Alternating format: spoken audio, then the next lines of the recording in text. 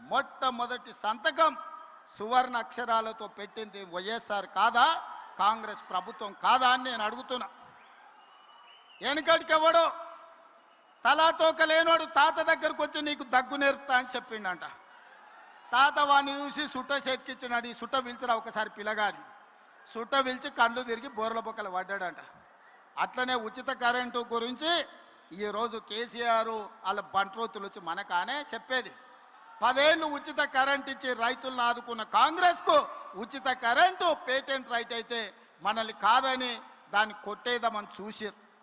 ఇవాళ అందుకే ఉచిత కరెంటుతో పాటు రైతులు పండించిన పంట 500 బోనస్ కింద 3,500 కోట్లు, రైతు బీమా కింద 1,000 కోట్ల రూపాయలు, ఇలా చెప్పుకుంటూ వెళ్తే రైతులను ప్రతి సందర్భంలో కష్టం వచ్చినా నష్టం వచ్చినా రైతు బాగుంటేనే ఎత్తేడ్చిన వ్యవసాయం, రాయితేడ్చిన రాజ్యము బాగుండదని పెద్దలు ఎట్లయితే చెప్పినరో రైతు కళ్ళల్లో ఆనందం చూడాలి.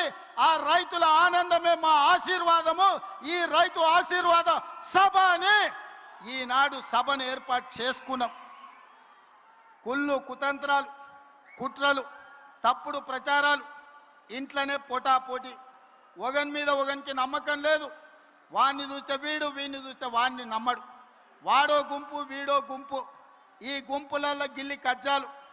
మన కన్నెపల్లి కోయిండు, మేడిగడ్డల నీళ్లు నింపండి కన్నెపల్లి ఎత్తండి అని. అరే బుర్రత కూడా, ఒకవేళ మేడిగడ్డల గేట్లు దించి నీళ్లు నిలబెడితే మేడిగడ్డ ఇప్పటికే కుంగిపోయింది. రేపు తెగిపోతే భద్రాచలం రాముడే ఉండర్రా. 44 ఊర్లు ఖమ్మం జిల్లాలో కొట్టుకుపోతాయి. దుర్మార్గుడా, నీ లుచ్చ రాజకీయాల కోసం మేడిగడ్డ నింపాలి, భద్రాచలం కొట్టుకుపోయేటట్టు చెయ్యాలా అని అడిగితే నోట్లో మాట లేదు. తెల్లారే వాళ్ళ బావ వచ్చిండు. ఇక ఈ బామ్మార్దులు వెనకడికి ఎవడో ఉన్నాడంట. బామ్మార్ది తపస్సు చేసిండు. రాజ్యంలో రాజును ఎట్లయినా తండ్రి రాజ్యం ఇస్తలేడు, తండ్రిని కానేసి రాజ్యంను ఏలుకోవాలని పెద్ద మర్రి చెట్టు ఎక్కి తపస్సు కూర్చున్నాడు. బామర్ది మా అయ్య పోవాలి, నాకు అధికారం రావాలని కఠోరమైన తపస్సు చేసిండు.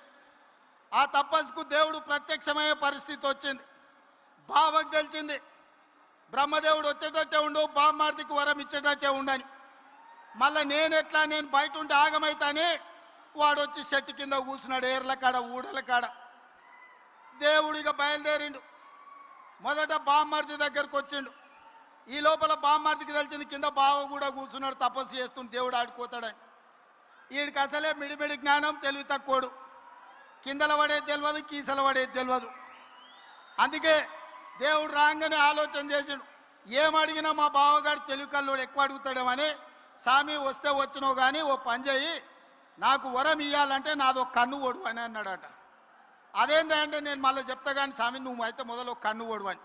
సరే వీడు ఇంత కఠోరమైన దీక్ష చేసిండు, కన్ను ఓడడం అంటే నాదేం పోయిందని వాని కంట్లో ఏలు పెట్టి పొడిచిండు, వాని కన్ను పోయింది. కిందికి బావ దగ్గరకు వచ్చిండు, మరి నీ సంగతి చెప్పని. వాడు అనుకున్నాడు మా బామ్మార్ది గాడు ఏమేమి అడిగిండో నాకు తెలియదు, ఓ పని చేయి స్వామి, మా బామ్మార్ది అడిగిన దానికి నాకు డబల్ అని అడిగిండంట. ఆలోచన చేసుకో అని చెప్పిండు. ఇక లేదు స్వామి ఆలోచన లేదు గీలోచన లేదు, మా బామ్మార్దికి ఇచ్చిన వరానికి నాకు డబల్ వరం ఇయ్యమని. సరే మంచిదని వాడిని 2 కళ్ళల్లో ఒడిచిండు.